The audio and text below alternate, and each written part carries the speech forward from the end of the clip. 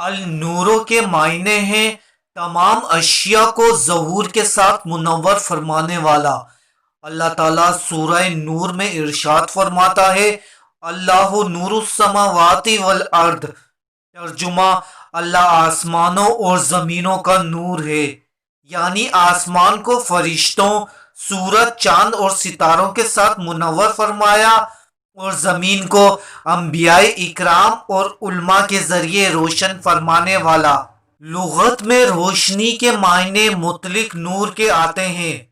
اللہ تعالیٰ نے قرآن مجید میں بہت سے مقامات پر یہ لغوی معنی بھی استعمال فرمائے، جیسے سورہ یونس میں فرمایا، ترجمہ اور اس نے سورج اور چاند کو نور بنایا۔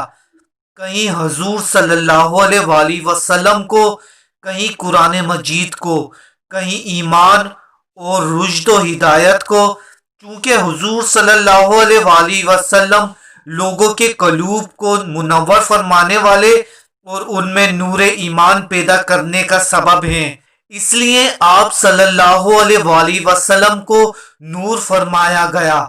جو شخص اس اسم کی کثرت کرے گا اس کا دل اور اعضاء نور ایمانی سے منور ہوں گے۔ جو شخص شب جمعہ کو 7 مرتبہ سورہ نور اور 1001 بار اس اسم کو پڑھے اس کا دل منور ہوگا، اور اگر ہمیشہ صبح کے وقت تلاوت کرے تب بھی یہی اثرات ظاہر ہوں گے۔